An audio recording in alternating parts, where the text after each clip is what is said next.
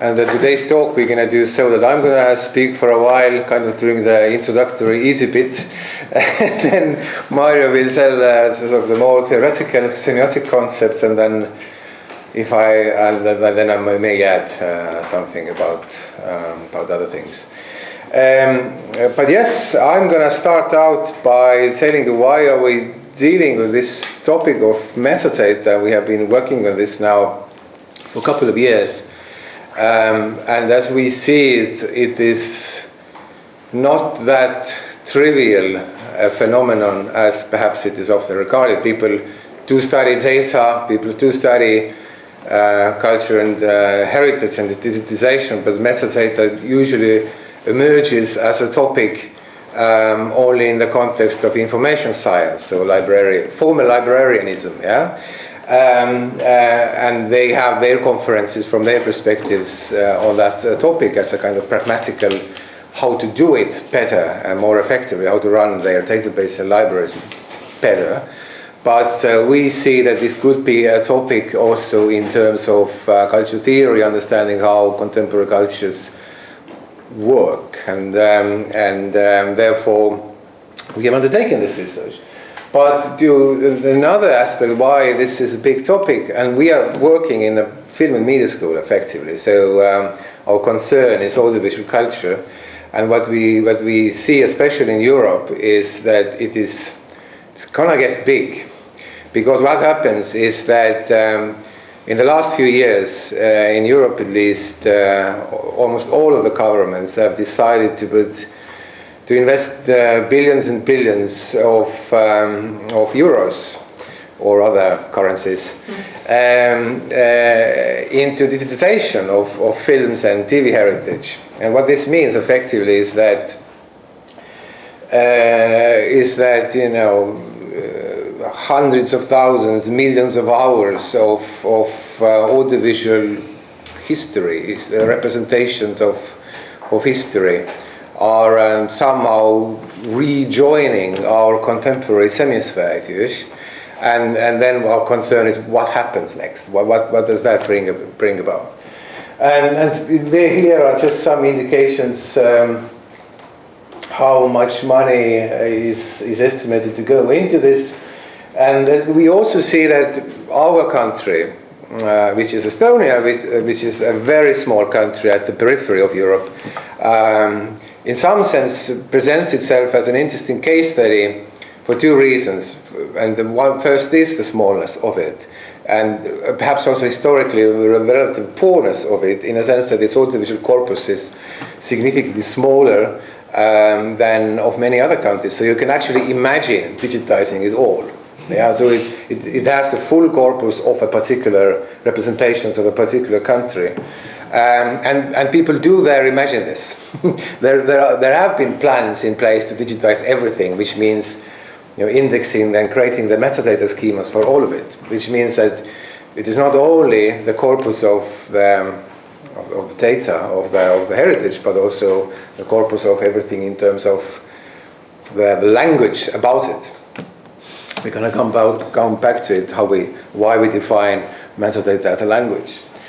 And what also needs to be realized in the EU context, and perhaps also in the context of EU, how EU thinks about culture, is this, if I may, the kind of the creative industries ideology, that we are not digitizing it for the purposes of preservation, but the first ground, and when you read the EU documents and how they talk about it, they do emphasize the audiovisual heritage a lot more than all other forms of heritage, because they see that once it gets digitized, it has the significant potential for some new kinds of not only cultural dynamic but also economic dynamics. So reuses should bring about reuses by the creative industries, and they also say, quite fairly so, that this means reuses in the context of where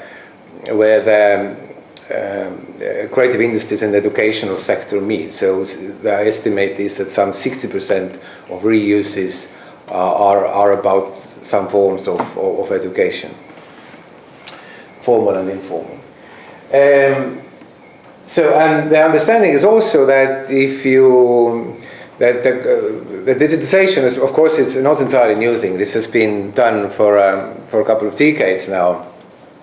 The problem is that one thing is that standards used were not perhaps the best at the beginning. So even Estonia, we are gonna re-digitize our old documentaries and the old film chronicles, because the understanding is that the original,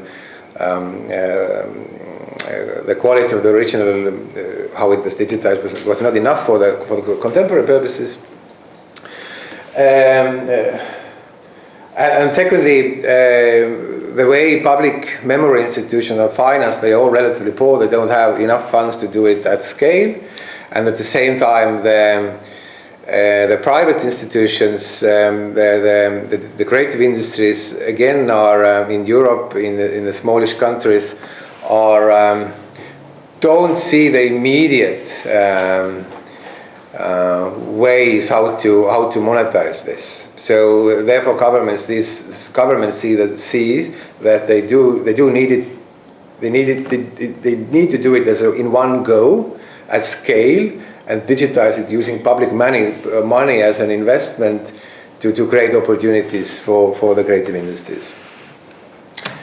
Okay, here are a few examples of that. The bigger ones, France, UK, the Dutch project is very significant. I mean, the Netherlands seems to be at the forefront in Europe when it comes to these activities. They have very sort of influential institutions, the Eye Institute, as well as the Institute of Sound and Vision, that are not only are actually now finishing up digitizing their almost everything, and you know, they have been leading players in terms of developing the various kinds of metadata standards for preservation as well as for reuse. But basically, almost every government is having their plan and have decided in terms of the investments. And Estonia is in this case is a kind of funny example, because we had the early plans. However, due to various bureaucratic struggles and infighting between ministers, we only start this year. So this has been a little frustrating story over the last few years. I mean, when it comes to digitizing, the attempt to digitize sort of everything. Yeah, but you can see what our corpus is like, approximately 50,000 titles of films and TV shows. And what has been good is that two things. That the main rights owners, and due to our Soviet past, we have one little advantage, which is that when it comes to the period from the Second World War until the early 90s, there was only one studio in the country. So there is only one rights holder for all the films that were produced professionally in the country, meaning that it is a decision of them which way they do it. And they have been, in general, there are details and complexities, I'm not going to go into those. They have in general been in favor of, if the government puts in the money for digitization, they are okay with bringing this all freely available in terms of watching by everybody. Reuse is a bit different story. I mean, reuse as a footage, as elements of new production. Yeah, and the good thing also is that Estonian copyright law enables to remix and reuse copyrighted content in a school environment freely. So they can do that. They cannot publish it everywhere, but at least they are allowed to play around. And so out of these kind of affordances emerged the idea that, and then so a few years back, the kind of activist me emerged, saying that, you know, how to say, arguing for it, like, let's do it because, especially in terms of new kinds of teaching and learning practices, that you perhaps also, when learning history, you have the potential to perhaps become more immediate with the material, have a better, sort of more kind of immediate relationship with it, and while using it telling your own stories, you get to know and learn perhaps also more effectively. There are important pedagogical issues when it comes to that, creating your own history, and that we believe we're going to discuss this later on. Okay, and another why Estonia as a case study is interesting is maybe again the smallness of it, that the corpus is relatively small, that was also created 10 years ago. Was it 10 years, yeah? 5 years. I'm okay, exaggerating again.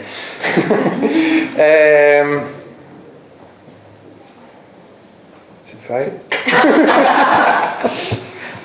That's the 10. It's 10. It's 10.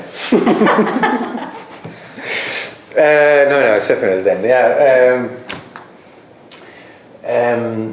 So 10 years ago, the main stakeholders of when it comes to Estonian film heritage, so film archives, film institute, film school, and the public broadcaster who owns the rights for half of the productions, also from the Soviet era, came together, and because they saw that they didn't trust anybody, one of them, to do that kind of developing what is effectively a metadata database. They created a new institution, a new NGO that creates a kind of Estonian filmography, titled Estonian Film Database. And why is it interesting? It tries to be really elaborate in terms of describing all of the films, including the paraphernalia, and including all sorts of additional information, the reviews in newspapers, the posters, the making of photos, the scripts, everything they get their hands on. So the sort of the story of the film, or the little semiosphere of the film, can be represented. And they do create also rather elaborate meta descriptions about each film in a linked form. So we will come come back to the value of the linked form also later on today. So and all this for me emerged first as a kind of activist project. Later on, and meanwhile I ended up working for the Ministry of Culture for a while, exactly trying to make these things happen. I'm not working there anymore. But it got my kind of juices as a researcher going. So I applied for a research project, and we have been doing now this for the last 2 years. The research project with this title: Evolution of Digital Audiovisual Heritage Metadata Systems, Effects of Heritage-Based Innovation and Cultural Memory Curation by Creative Industries. So as you perhaps realize, based on the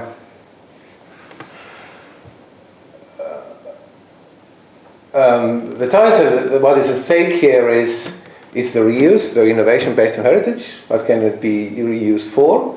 And understanding that these reuses, or how the heritage is being represented in digital form, may affect in some form the cultural memory or understanding of the past. And the understanding that these metadata systems, they do evolve. So the whole kind of evolutionary approach is in play as well. Yes, and so let's start with the metadata. How do we understand it? Of course, the simplest understanding it is just some data about other data. So a certain kind of simplification. There's a whole bunch of data, and then you reduce it into some simpler form of telling what's in there. Sort of kind of as a practical approach, something to access that we are through to access this. However, if you dig into how the people who have been working in this area for longer understand it, for instance, Jeffrey Pomeranz, who recently wrote the MIT a book about metadata, titled just as that, metadata, in the MIT, was it Easy Reading series. He's actually very clever at that. It's not only very easy reading in some sense book. And what he says there, effectively, we can conceptualize the data, the heritage object, as a resource. And metadata is effectively all kinds of statements about that. And if data is something that could inform us, is a potential information by definition, then metadata are statements about its information potential. And of course, that could mean different things to different people. We could get informed in various ways. However, with the term statements, I would go back to Michel Foucault and his definition of discourses, that it is about statements of statements. So effectively, the non-triviality of metadata starts to emerge, that metadata is not simply an access device, but is something that is effectively modeling something else, and it is a kind of filtering, meaning-making mechanism on its own. And then the question, and the backstory here as well, is also that my own former research has been about the evolution of standards, and the evolution of standards as outcomes of industry power struggles, in the sense that for instance, my PhD was about the evolution of standards of the mobile web, and how very different kinds of industries as they were converging into one, mobile industry and the web, the online industry, to become one system, how the convergent system was defined as an outcome of interest of these differently separate industries.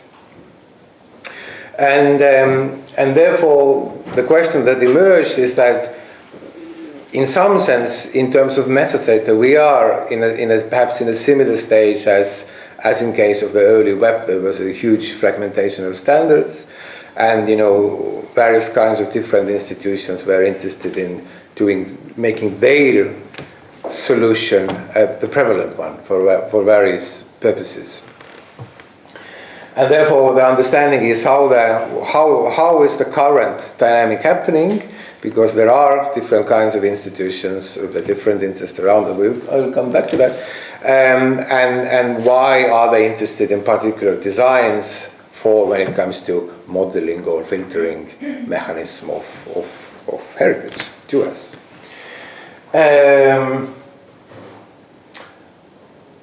Yes, but today most of our talk will focus on the second sort of question that we have for this research project, which is about how the metadata is doing that modeling or mediation or filtering work. But again, in case you are, this is not a everyday topic, then what are the existing metadata types that are, I guess, relevant for all kinds of heritage or content types, but perhaps are even more visible or salient, functional, more in terms of audiovisual content and heritage. And firstly, of course, the first type is what we usually think about when we talk about metadata. What describes what is there, what is being represented in films. And this work can be done in different ways. Can be do shot-based, can be do the whole entity-based, what the film is about, short descriptions. There are different ways to do it. In Estonia, there are a whole bunch of retired people who got their second job as, to do the indexing. They watch the films and then they describe what's there. But there are these image reading algorithms around that can do basic figurations of what is representing elements. And of course, the big discussion is also the folksonomies, that can you gamify this kind of recognition work somehow. And there are very interesting experiments around to enable people to add their vocabularies. And this is actually important because although the existing experiments show that people are doing just very kind of simple kind of descriptions, what is there, sort of the simple names for objects, but their vocabularies are actually richer than these expert people who are doing this. So the language does get closer or different kind when it comes to the modeling work, and again this we'll be coming back to very, very soon. What's the effects of what's the importance of it? But then of course there is the administrative metadata, meaning that how should you use these elements, these pieces, these films. And of course, it's often about various kinds of licenses, copyrights, etc. You are allowed, you are not allowed, etc. But this also already starts to link back to what is down there, the use metadata, that algorithms analyzing the user's behavior and then making the new recommendations mean that this is already filtered back as administrative metadata.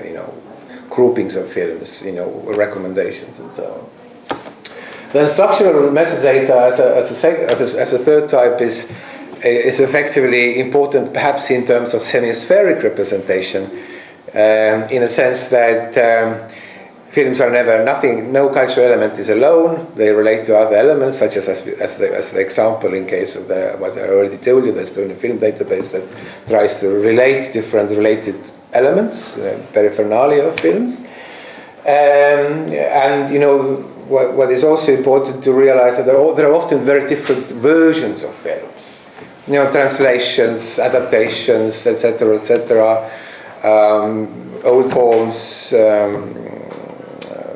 You get the idea. And then, of course, the films are in archives, so preservation metadata, how to do it, where, etc. In what conditions should you keep it, etc. And of course, the usage metadata is a new form. Once things are out there in publicly accessible databases and people do use this, then different kinds of databases are doing this usage information collection in different ways, and of course commercial enterprises are doing it more actively than the public ones. Public ones are still skeptical or are not used to do it very well. The context is that I'm not going to tell you too much about it, but I'm actually these days what I'm doing is flying around Europe doing interviews in different kinds of memory institutions and broadcasting institutions in terms of what do they do, in terms of understanding these power struggles and who works with whom and who talks to whom, in terms of to understand where are the standards and solutions coming from. But this is ongoing work. We don't have conclusions about this yet.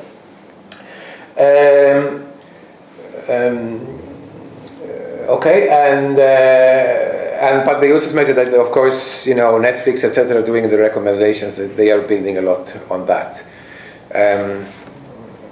Yes.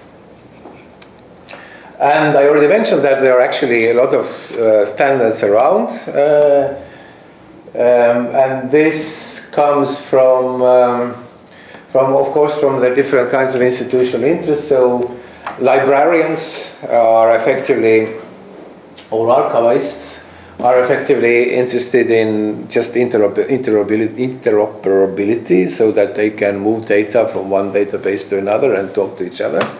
And everything needs to be super standardized, therefore things can work for them in terms of their management processes. And of course, broadcasters and producers of various kinds are in the first place interested in the IPR management and usage management. So administrative metadata. Then increasingly important when it comes to representing stuff in the web is WWC, the World Wide Web Consortium, and their attempts to again, this is something I hope to come back to move towards the so-called semantic web, the Web 3.0, and this means that every element in the web needs to have needs to be connected to each other, but there needs to be semantics explaining the context of every element in the web. And this means that to make this happen, again, this needs to be, their standard needs to prevail. Otherwise, it cannot work. Of course, and educators, again, this is, I do have an anecdote. As I've been saying, in case of Estonian Film Database, as well as the Estonian Public Broadcasting Archive, we have been trying to make the case for the Minister of Culture, saying that, okay, we are doing the indexing, the metadating work now. So if you want stuff to be relevant to your curricula, it is now time to, put out a little money so that we can integrate your curriculum-related terms, vocabularies, to how films are being described. But we have failed in that convincing work. So, and this is very unfortunate, because effectively this means that once this is being realized at some point that this could be of value, it needs to be done again. So it's going to be as laborious as it is now, which is very uneconomic, if you ask me. Okay, but effective educators are interested that the heritage is being related to the vocabularies of the curriculum. Okay, and of course the other players are interested in using the metadata for the recommendation systems, building the usage loyalty on that. And again, I don't know how many of you know of these European attempts to create the European archive or databases for everything, which is the Europeana, and with sub-entity called EU Screen, which is for television heritage. And of course, they are also very interested in basically interoperability of all European memory institutions and their ways of management being interoperable with their approach. So you also start realizing that could be very different kinds of institutional interest and disagreements, therefore. And here is just an example of some of the main standards around. MARC is the classical archive standard, which is becoming irrelevant, and I think our case study in some sense will demonstrate later on how these path-dependent standards for bounded archives, where you needed to organize stuff on the shelves effectively, do not work for the online usage. They are easily misleading, and therefore MARC is increasingly losing its relevance. MPG7 is a kind of very detailed standard, very, very technical. You could do effectively a lot with it, describe every aspect, every shot, everything. However, again, this indicates another problem. It is too complex. For organizations to manage something that complex is not possible. So too resource demanding, which is again, the pragmatics of it. EN 15907 is a very new standard created for film archives in the sort of contemporary era for web-based purpose, but also addressing this aspect that every element is related to others and the periphernalia, etc., which is trying to address this. And EBU core is perhaps one of the now emergingly relevant ones. EBU, as you may know, is a European Broadcasting Union, and they have been standardizing, building on the Dublin Core standard, which you perhaps may know about.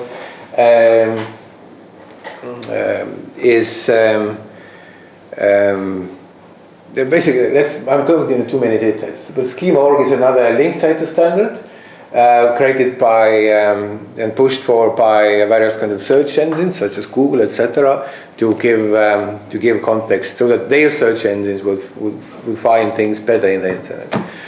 And there are of course the variety of in-house standards such as the Netflix is having and such as the Estonian Film Database is having. However, the differences, and Netflix doesn't want to share their data, while Estonian film database is effectively ready for that, and they are sharing stuff with us. Okay, and they're sort of introducing already gradually the cultural semiotic view, and Maarja will talk more about it just in a few seconds. Is that already at the standards level, what we see is this kind of, if you want, a kind of semispheric power struggle where different kinds of subsystems are trying to impose on the field of their model of representation, and therefore our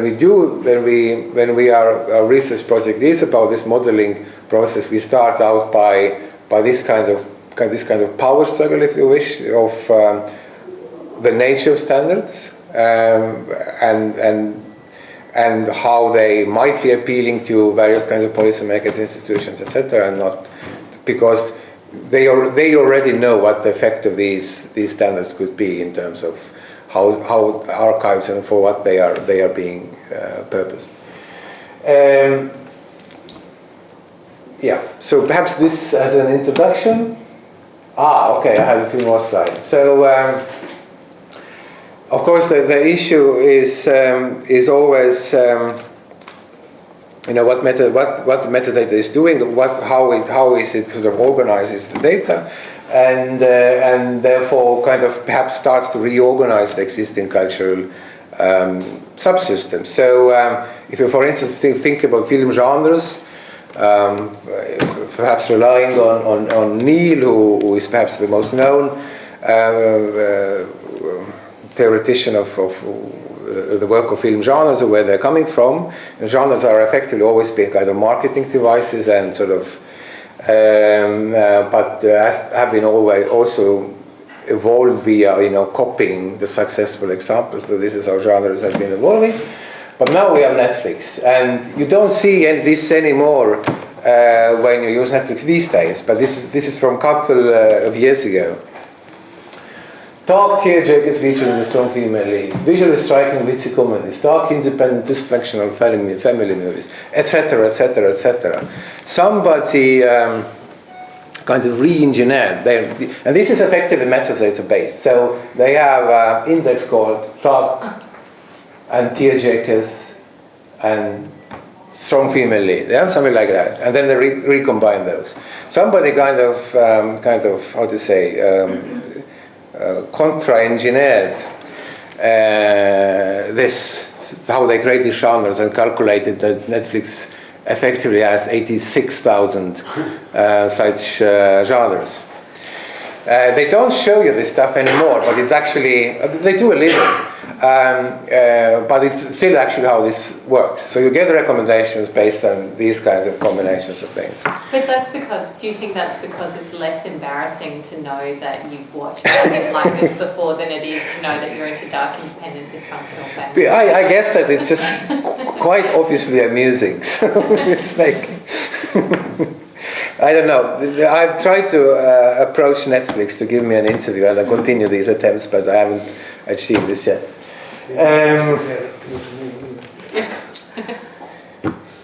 But the point is that effectively the old genre system, if this is a prevalent form of consumption, and increasingly perhaps the argument is that it is,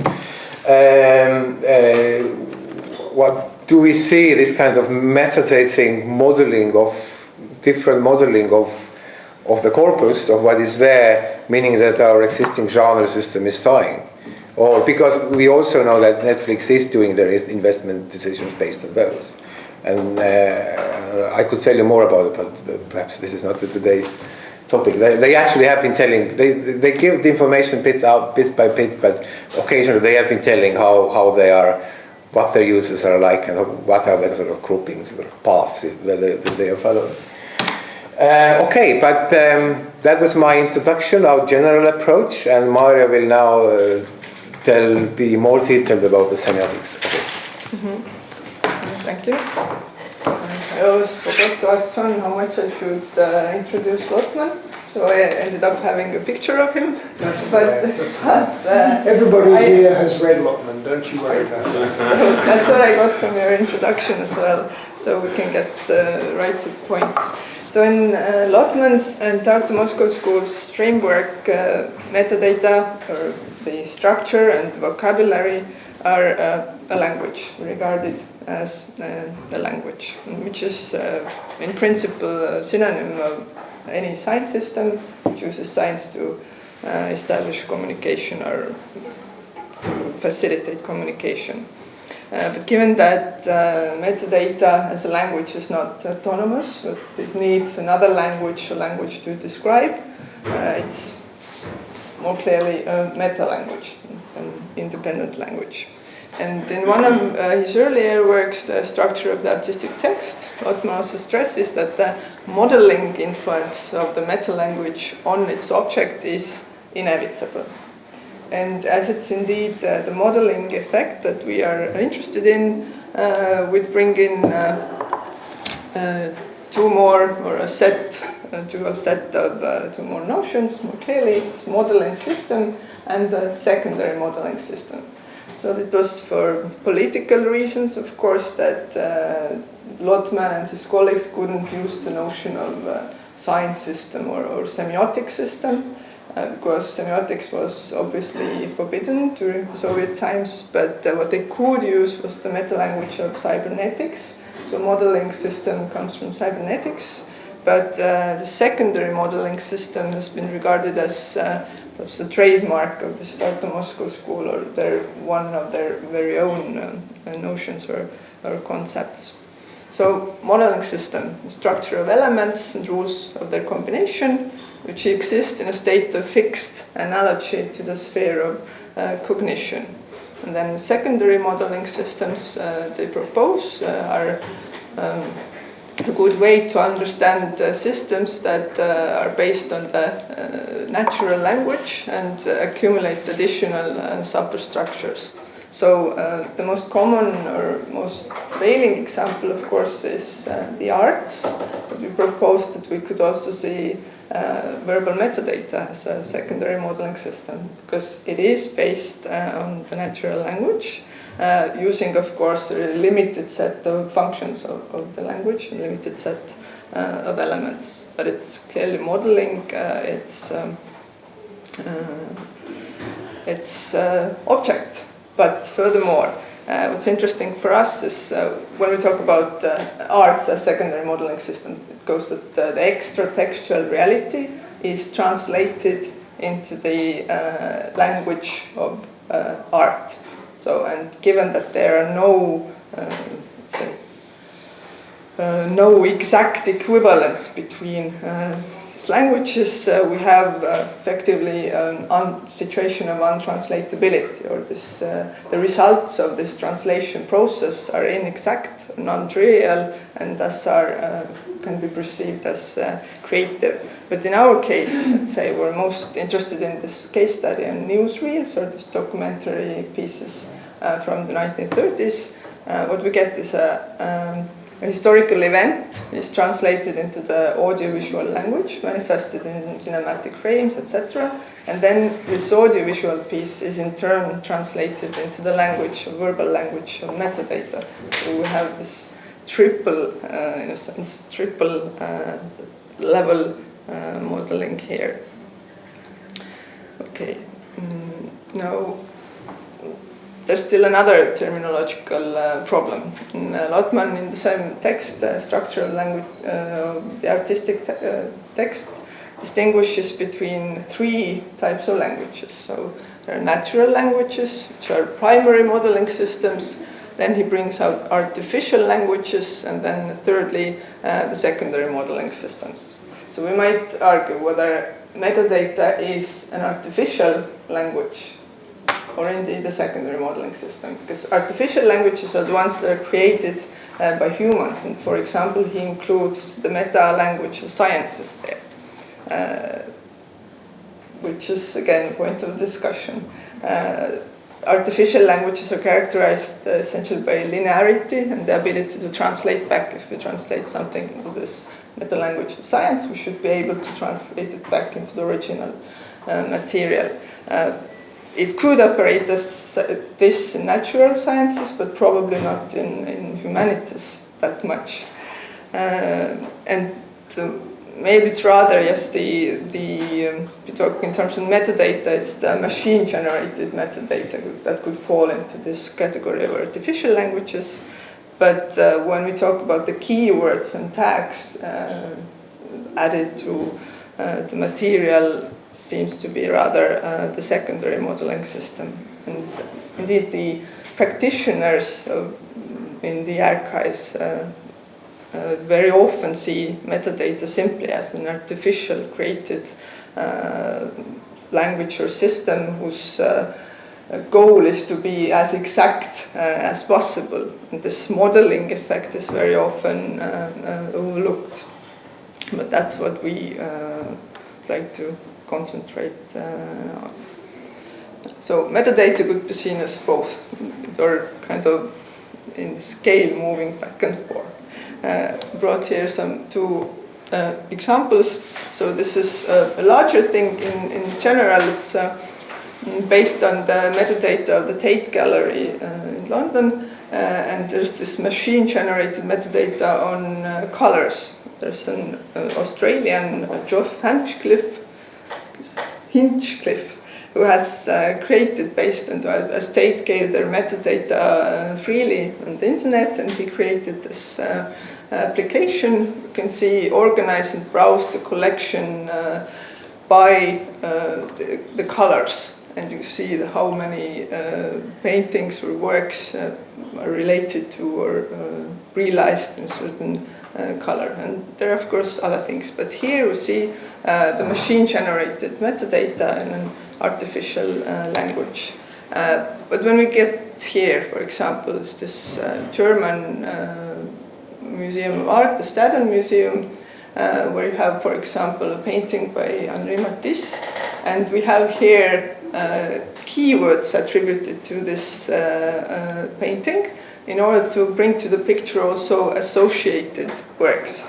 So, and some of the keywords there are, for example, cold, another one is cold, warm, contrast, dynamics, room, summer, etc. So some of them are added by professionals, others by users of this database. And here, the kind of link between the works and the metadata, the interrelation is clearly something totally different compared to what machines are creating. So, a kind of conclusion proposed that, again, metadata is not only a means by which we gain access to data, even though it's proposed as this very often, but it also models the data itself. So the science system here, the semiotic system, any semiotic system, is not just a system of representation, but also a system of cognition or understanding the object itself. And metadata as well is not just expressing some keywords about the content and taking us to the content, but models the content itself. And when we have the case of history, presumably documentary materials, then it models not only the text, but also the extra-textual reality, what's there, our understanding of the history that is mediated in this text. And now, when we get to the more general function of meta-languages in culture and what this could tell us about metadata at the archives or databases, in an article that's not, to my knowledge, translated to English yet, the phenomenon of culture, Lautman draws our attention to the kind of block of meta-language that exists in any culture, which operates in order to create the kind of perception of unity or a unified identity of culture, understanding of culture as kind of holistic intelligence. So it's when we describe two or more languages as one, it orients the whole system to perceive them in a unified manner. And here we can bring examples actually from the more larger systems, the languages in a more traditional sense, but also simple examples in the text level. So Lotman's own example was differentiation between cinema and theater, which he proposes due to meta descriptions. We perceive cinema rather in terms of its visual qualities, and that's how it's manifested also on the level script. What's there in the script are descriptions of actions, movements, etc. It's perceived as a visual medium. On the other hand, theater was rather described via literature. So in this drama text, what's fixed usually or traditionally are the verbal part. So, and this, he proposes, came entirely through the meta descriptions of the arts in their beginning. But another more simple example here, you've got the Google Arts. There's this app which has a feature where you can take a selfie of yourself, and it gives you your art doppelganger if you wish. And what's happening here, the level of metadata again, what's relevant on these portraits of art are just some facial features, position of the face. And everything that doesn't pertain to this, it's perceived as kind of accidental and meaningless. For example, the brushwork, the colors, etc. They do not get described within this system for this particular application or feature within this system, yes. So relatedly, we could propose that the more there are descriptive languages of one object, or more there are meta-languages for one object, the whole database, the stronger is its inclusion to the cultural system, because different audience groups get to discover the material. For example, this, again, Indrek mentioned this semantic gap between how professional annotators describe an object, for example, an audiovisual piece, and how the users do describe them. The users tend to add descriptions on a much lower semantic level, but and the annotators who are trained usually work in order to locate any work more clearly to the corpus, or create this unity of the corpus, while the lay users tend to describe the individuality of the work. And that's what they would need probably for remaking, remixing, reusing the works. Mm-hmm. Now, yeah, this endless reconfigurability is perhaps something to take into account when creating metadata for works in these databases. Now, language. If we talk about language, we talk about communication, and for in Lotman's framework, it matters more, even what's more important from the viewpoint of the culture's operation as a unified mechanism. Culture's operating principles in general is not communication between different agents, but auto-communication, which is culture's communication to itself, about itself. The idea is that on a higher level we can perceive any act of communication in culture as culture's communication to itself. So when this communication between separate agents, what seems to matter is this quantity of information, whereas this AI system or auto-communication qualitatively transforms the information and the subject itself, or the culture itself. And one of the clear auto-communicative operations in culture are self-descriptions. So Lotman proposes that this is, again, a universal culture, this drive for creating self-descriptions. It's a kind of sign of kind of maturity of culture when it has arrived at the state of creating self-descriptions. Again, a term that has been borrowed from cybernetics. it's also the central for understanding this mechanisms of cultural evolution, because it's kind of active dialogue between this ideal unity established on the level of self-descriptions versus the real dynamic, chaotic, semiotic, semantic or semiotic map or semiosphere, finding this balance between the static effect, slowing down effect of the self-descriptions and what's happening in culture action.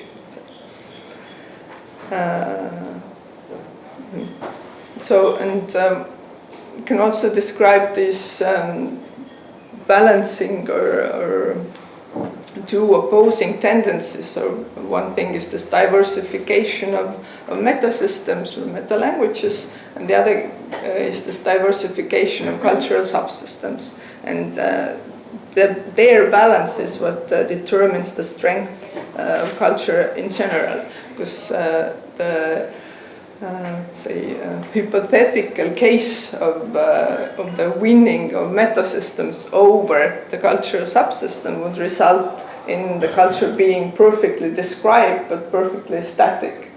But on the other hand, when the cultural subsystems supposedly win over and it's not possible, there are no languages for describing the culture as a kind of unity, then it would result in a schizophrenia, as they say, of culture, this decomposition of cultural unity and cultural identity.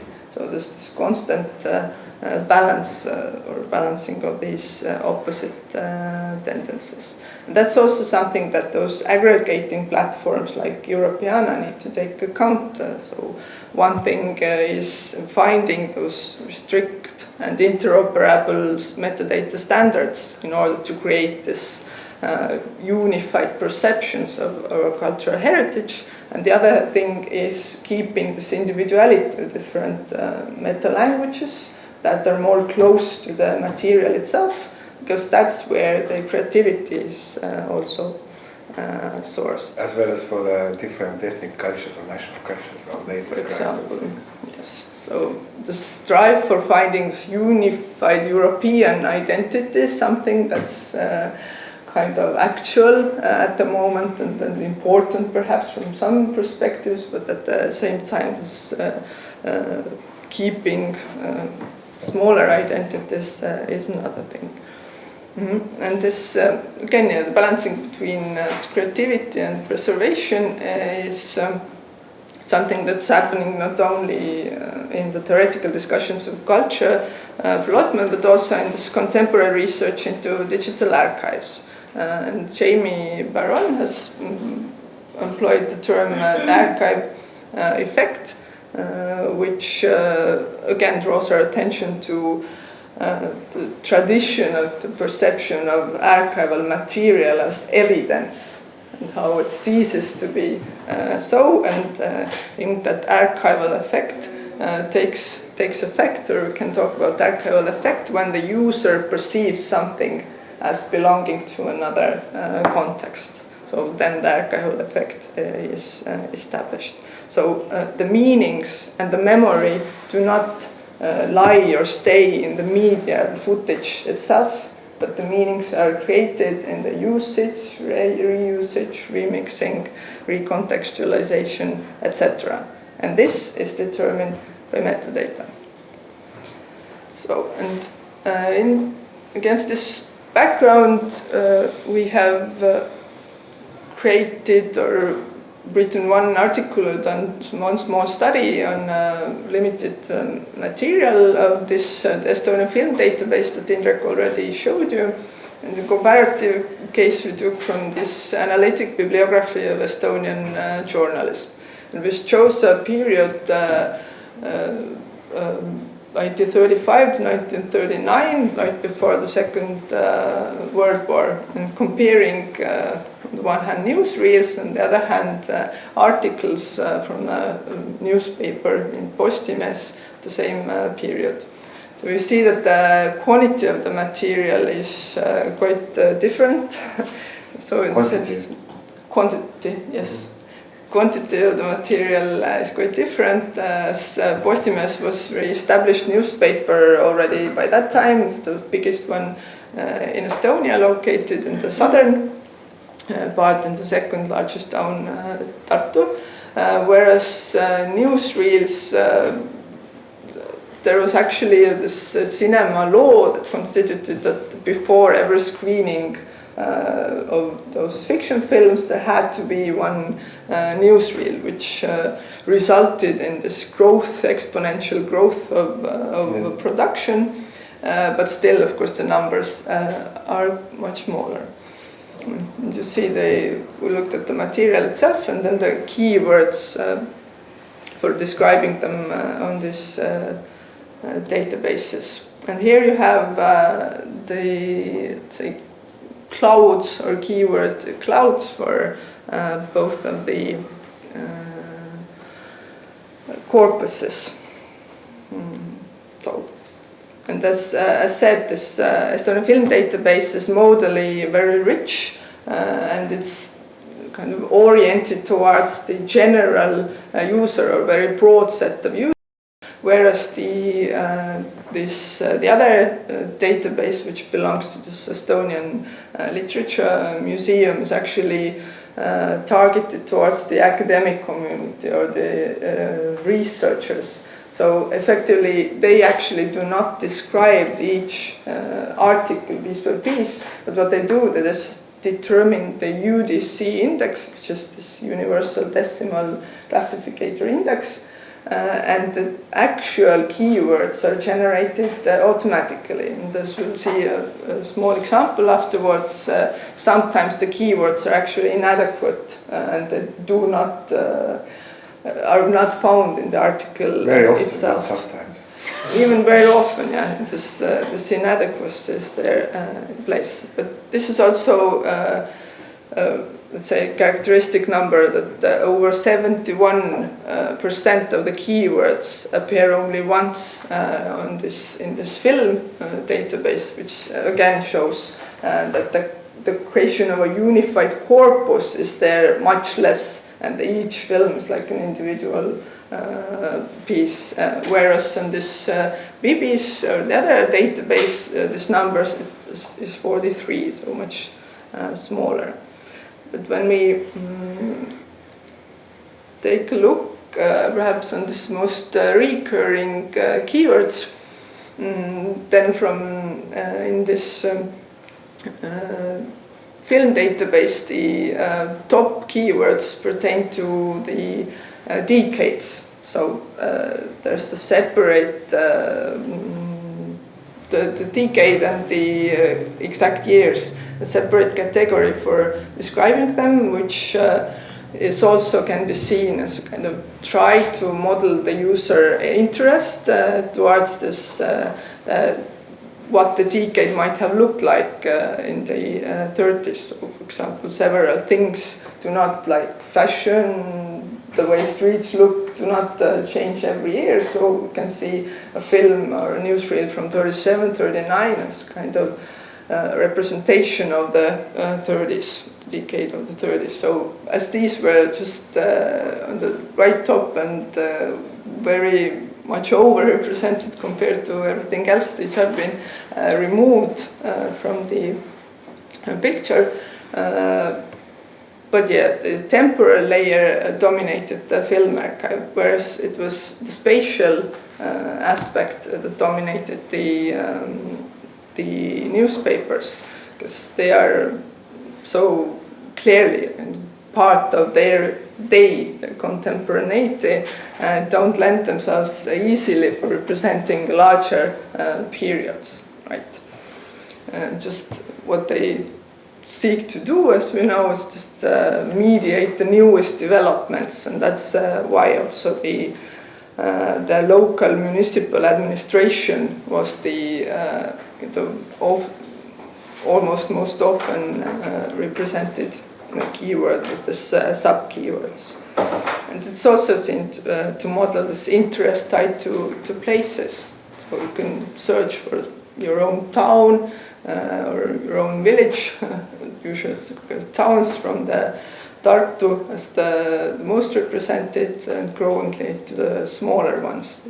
That's there too, and it also influenced this search and interest tied to places which the British Film Institute has put to use with very good results. People are very interested in what has been happened in their home places or in certain places that are important to them.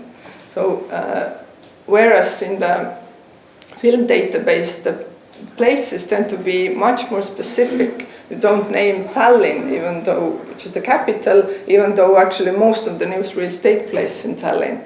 But this is kind of seen perhaps as something not worthy of mentioning. What is mentioned are this harbor, railway station, these types of things. But the Tallinn itself is kind of like by default. Too general environments. Too general environment to name. Whereas Tartu, the second largest town, is already something to bring it out. But that's also really like, given that the annotators are located in Tallinn, Tartu was already something not so familiar to them, which shows how occasional or accidental these descriptions actually may be.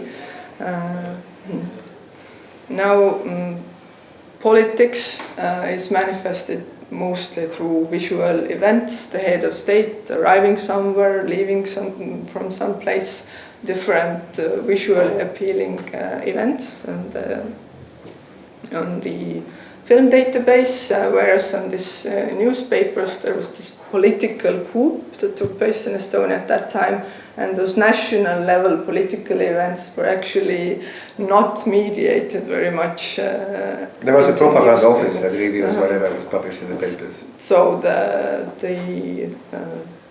the focus went to the local operations much more. The sports are obviously very strongly represented on both. So again, the more visually appealing military kind of sports, military effects are more so in the film database, and the ball games and the results of the ball games locally come as more prevalent in the newspaper, etc. So the point of this is actually to stress this evident complementarity, even though they describe in a seemingly documentary manner one and the same period, they actually do it in a very different language, bringing out very different aspects. And so the more we have metalanguages or systems of description, the more clear or the more rich is the picture we get to the of the past. Yeah. And again, as also Indrek mentioned, this path dependencies that come out based on this material very well. And when you want to just locate the stuff on the some shelves, you use one descriptive system. But when we, for example, today imagine someone who's interested in how electric bulbs were used, or this lights or lamps were used, and inserts electricity, then he or she gets rather information about those national strategies of electrification, and not what lamps, how and which and how. Yeah. Information about individual objects, because there's this UDC the subcategories are always united. And very briefly, three examples also from representations of one and the same historical event, the two databases. This is a newsreel representing President Konstantin Päts signing the new constitution, where we see that the film database there are much more people mentioned also on the metadata's profile, because very often it occasionally happens that someone gets to be in the picture and gets to be mentioned on the database, and there's also a couple of people whose name I've already forgotten because they're not known today, but they appear to be very prominent in the database, and as if very prominent figures of the history as well get to be perceived as that. Because they have accidentally appeared on the screen, whereas on this journalistic database, people are mentioned only if they are very directly involved in the event, and that's the case also with this part. We have 9 persons in the film database and only 1 in the journal database. And similar pertaining to details goes also to this location, but also some elements. So for example, you see there's a vintage fireplace back there, and the letterpress, which get to be mentioned as part of this historical milieu on the film database. And of course nothing like this appears on the newspaper. I think there was an art exhibition in Budapest opened. While it's represented as a cultural event on the film database, it appears as a political event on the journalistic database. Whereas while the keywords are foreign policy, border conflict, interstate negotiation, which of course do not appear on the article itself. Yes, okay. And here is maybe a very important one. We get there was a ship that sunk, and from the metadata profile we get an idea that the ship was manned, but in fact it was not. So this modeling of the historical realities might be end up in very conflicting, understandings of the past. Okay. I will do now very quickly because we have been using a lot of our time already. Very quickly going back here. What is also at stake here is how the modeling happens from the perspective of the contemporaneity. Here is public administration, effectively, the term that was not used back in the 1930s. So you represent whatever was taking place using the contemporary understanding of what was going on. In Estonian language, they're all translated into English there, obviously.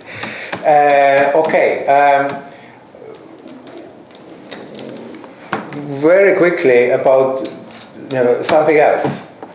So, as I mentioned, these perhaps more static metadata schemas are one by one. So the leading memory organizations in Europe are trying to adopt the so-called linked data or open linked data models, metadata models.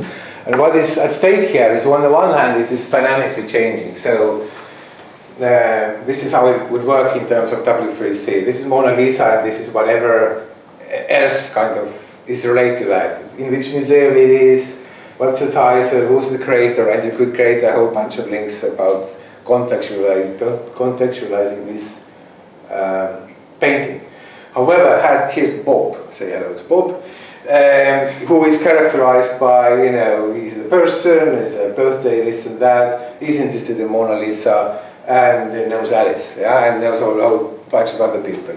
So and the argument is that the context of Mona Lisa is now dynamically changing because Bobs of various kinds of their, whatever contextualizes Bobs, comes into play. And here we have been kind of inspired by the Wolfgang Ernst, who is a media archaeologist. I don't know if you know his work, kind of introducing the concept of time archive, how this kind of linkages within archives are starting to do the modeling work representing certain wholes within culture, and the way we see it, or what we are undertaking next, in a way, is to look at these bubbles of linkages, how things are relating to each other in terms of the semiosphere theory, and the question that we are having effectively is how this how the links between elements are representing culture in terms of are they representing it similarly to other modalities? Are they creating their own subsystems? Can we discover something that we didn't know in terms of culture's inherent interrelationships that may be there if you look at it in a different way?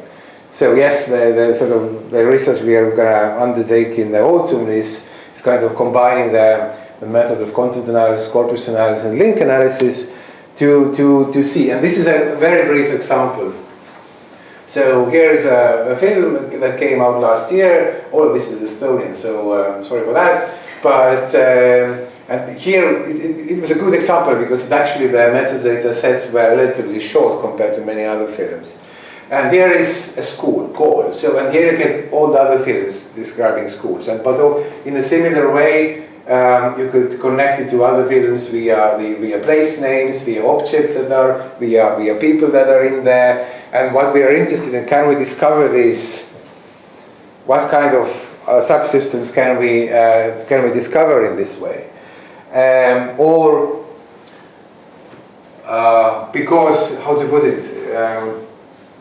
The particular metadata set for Estonian film database is often very specific. It's kind of poetic even.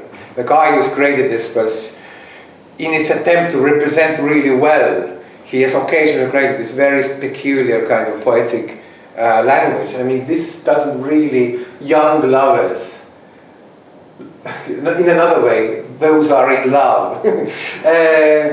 And so basically you can potentially get this very strangely mediated interrelationship between things. And just as to indicate the potential of it, here is just by not decades, but separated by decades, the word clouds for what the metadata sets are saying about the films. And in the 1950s, 60s, you see very kind of, how to put it,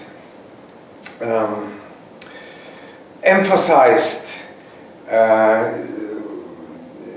storylines that, what was it in English? Arrogance. Virility, vile. How to translate this? Something very bad. Laborers, Soviet, foreign intelligence, emigres, Twins. homeland, intrigues, making intrigues. So you get this, the 1950s, the Stalinist era, this enemy and us, and something is the conflict is big, yeah, and there are bad people, yeah. And then you get the 70s, who are like representation of the Second World War, Russian, German, Estonian, proletariat, Nazis. So the sort of the storylines and narratives about what happened in the Second World War and the need to represent this had already emerged in the 1970s. And here in the 90s you get death, woman, man, smoking, alien, small, naked, eccentric, etc., etc. And here you get love, fire, woman, relationships. So what we are interested in going much more detail into that interrelation between these topics in different eras and how the things are being connected. Yeah, I'm going to skip those things actually for now. This was just a couple of my provocations. But in this, I'm using this slide almost everywhere when I'm doing the promotional talks as well as the academic talks. So no matter that in the future we need to take this, the modeling effect of the metadata more seriously than we perhaps have up until now.